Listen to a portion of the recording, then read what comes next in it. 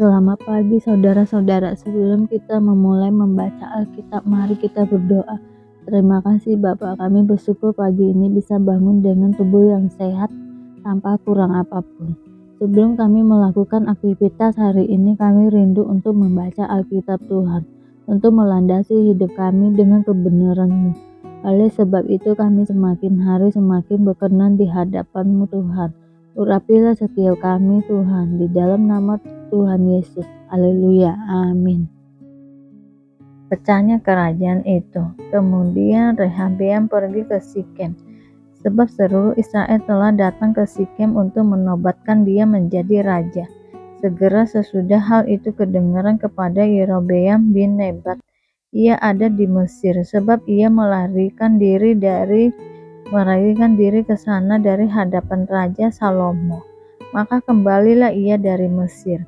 Orang menyuruh memanggil dia. Lalu datanglah Yerobeam dengan seluruh orang Israel dan berkata kepada Rehabeam, "Ayahmu telah memberatkan tanggungan kami. Maka sekarang ringankanlah pekerjaan yang sukar yang dibebankan ayahmu dan tanggungan yang berat yang dipikulkannya kepada kami, supaya kami menjadi hamba-Mu." Tetapi ia menjawab mereka, "Datanglah kembali kepadaku lusa." Lalu pergilah rakyat itu.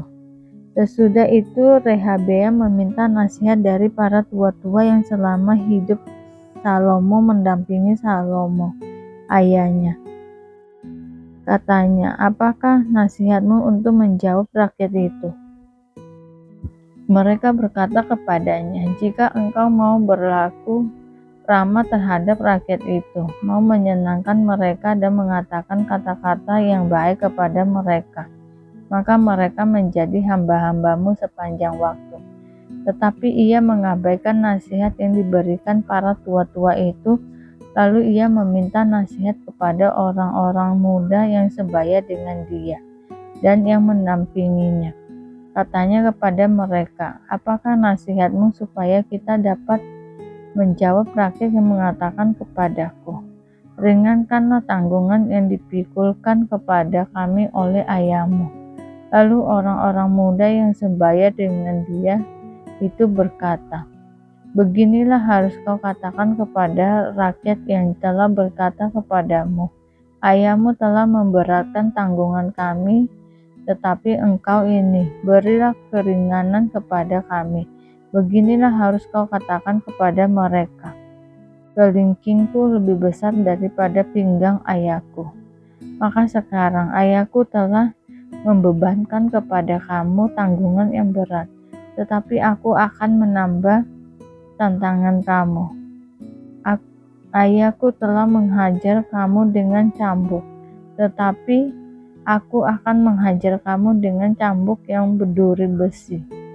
Lusanya datanglah Yerobeam dengan segenap rakyat kepada Rehabeam, seperti yang dikatakan raja, "Kembalilah kepadaku lusa." Raja Rehabeam menjawab mereka dengan keras. Ia telah mengabaikan nasihat para tua-tua. Ia mengatakan kepada mereka, "Menurut nasihat orang-orang muda, ayahku telah memberatkan tanggungan kamu, tetapi aku akan menambahnya.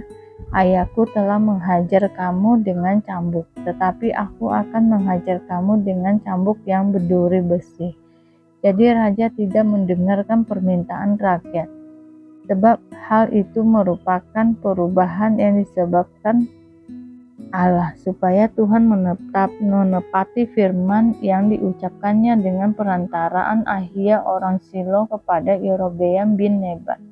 Setelah seluruh Israel melihat bahwa raja tidak mendengarkan permintaan mereka, maka raja menjawab raja, "Bagian apakah kita dapat daripada Daud?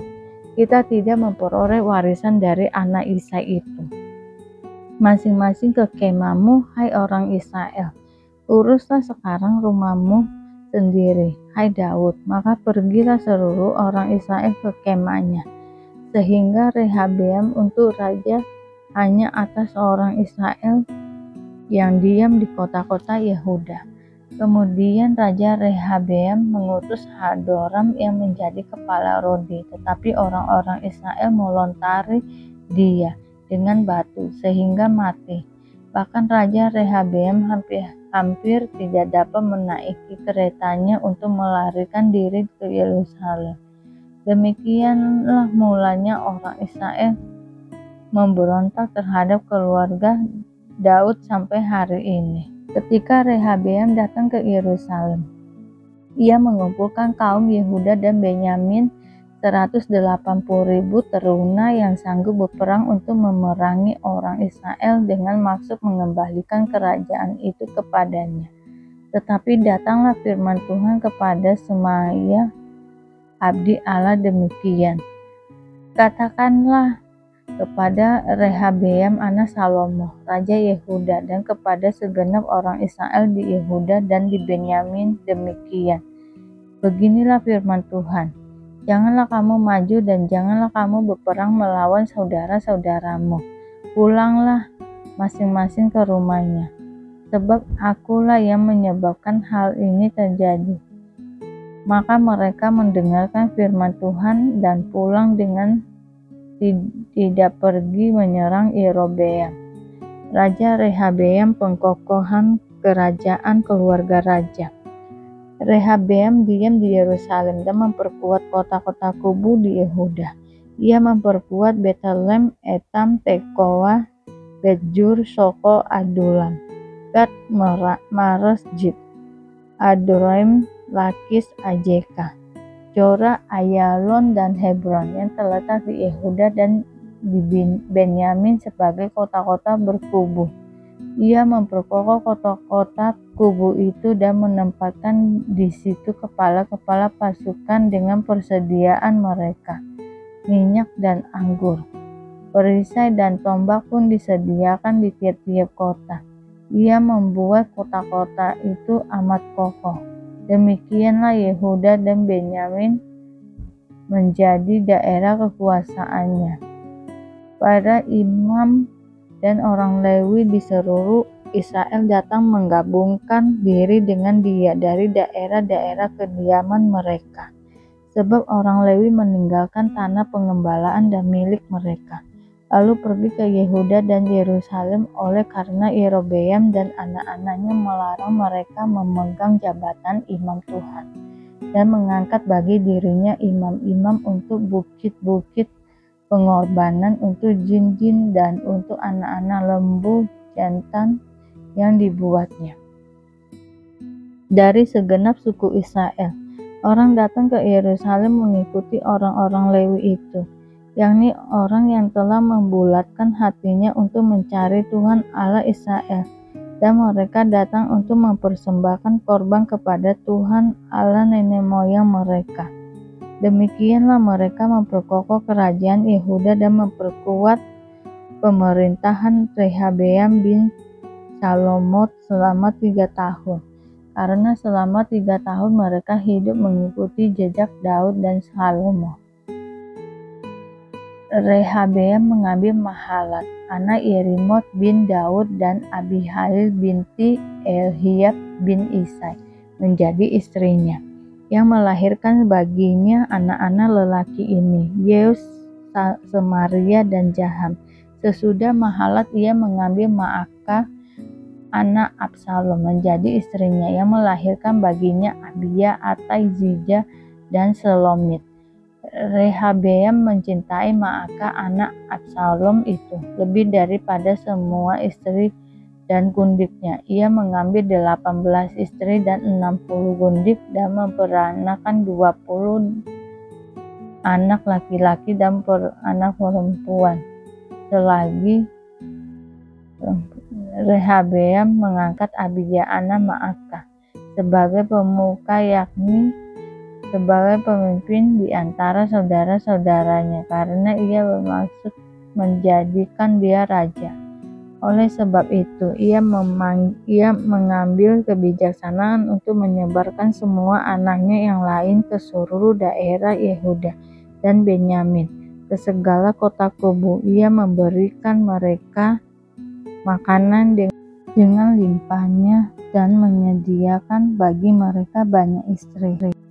Sisak menyerang Yerusalem. Rehabeam beserta seluruh Israel meninggalkan hukum Tuhan ketika kerajaannya menjadi kokoh dan kekuasaannya menjadi teguh.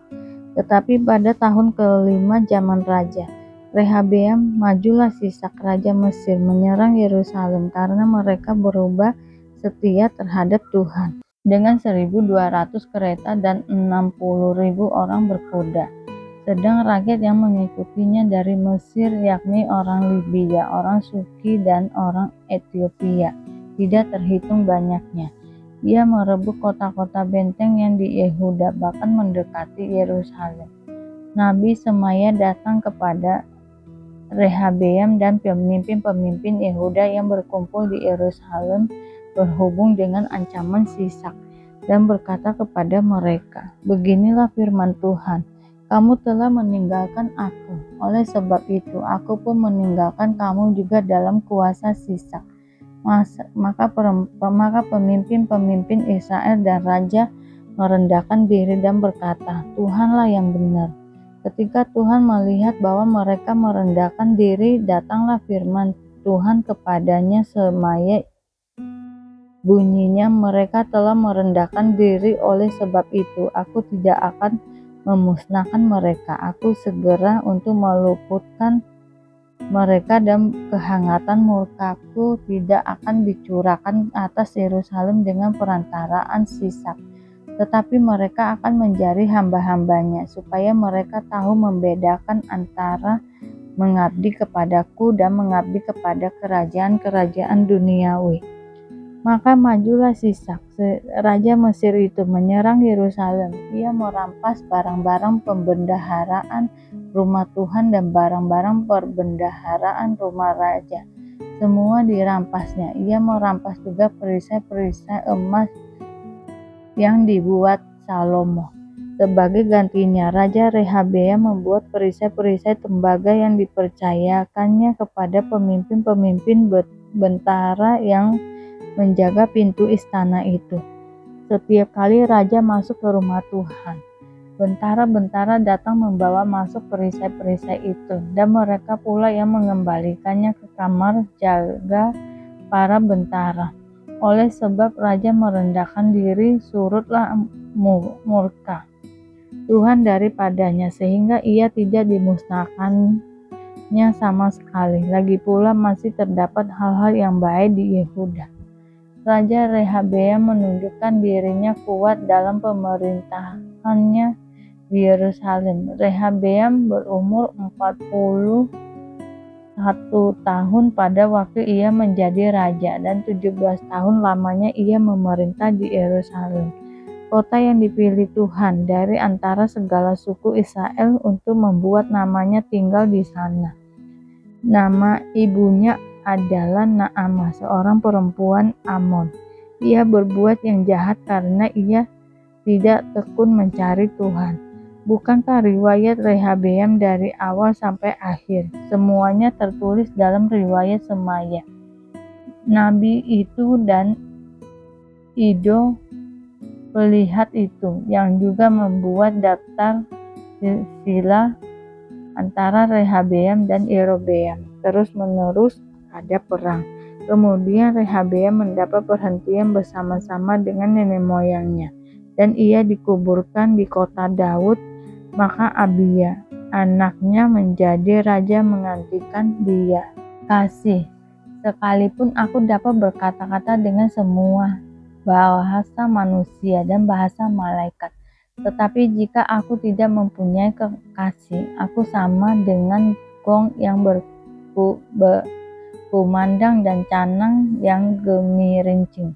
Sekalipun aku mempunyai karunia untuk bernubuat dan aku mengetahui segala rahasia dan memiliki seluruh pengetahuan, dan sekalipun aku memiliki iman yang sempurna untuk memindahkan gunung, tetapi jika aku tidak mempunyai kasih, aku sama sekali tidak berguna, dan sekali pun aku membagi-bagikan segala sesuatu yang ada padaku, bahkan menyerahkan tubuhku untuk dibakar. Tetapi jika aku tidak mempunyai kasih, sedikit pun tidak ada faedahnya bagiku.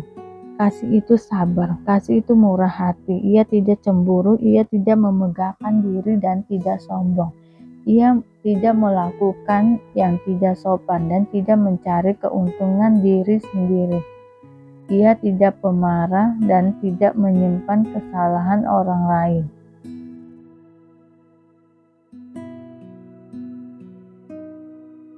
Ia tidak bersukacita karena ketidakadilan, tetapi ia bersukacita karena kebenaran. Ia menutupi segala sesuatu, percaya segala sesuatu, mengharapkan segala sesuatu, sabar menanggung segala sesuatu.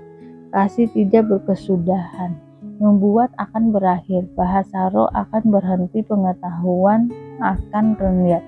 Sebab pengetahuan kita tidak lengkap dan membuat kita tidak sempurna, tetapi jika yang sempurna tidak akan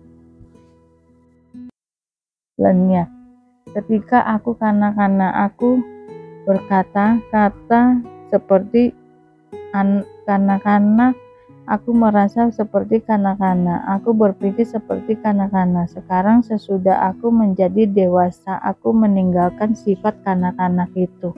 Karena sekarang kita melihat dalam cermin suatu gambaran yang samar-samar, tetapi nanti kita akan melihat muka dengan muka. Sekarang aku hanya mengenal dengan tidak sempurna, tetapi nanti aku akan mengenal dengan sempurna seperti aku sendiri dikenal.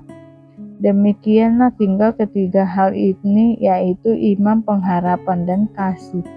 Dan yang paling besar di antaranya ialah kasih. Terima kasih Bapak untuk hari ini, sehingga kami dapat membaca Alkitab-Mu Tuhan. Mari doa Bapa kami. Bapa kami yang di surga, dikuduskanlah nama-Mu, datanglah kerajaan-Mu, jadilah kehendak-Mu di bumi seperti di surga. Berikanlah kami pada hari ini makanan kami yang secukupnya, dan ampunilah kami akan kesalahan kami, seperti kami juga mengampuni orang yang bersalah kepada kami. Dan janganlah membawa kami ke dalam pencobaan, tetapi lepaskanlah kami daripada yang jahat, karena Engkaulah yang mempunyai kerajaan dan kuasa dan kemuliaan sampai selama-lamanya.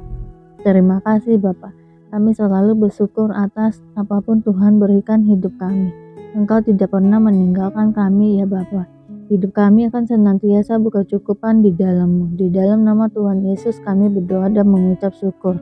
Amin, amin, amin. Tuhan Yesus memberkati.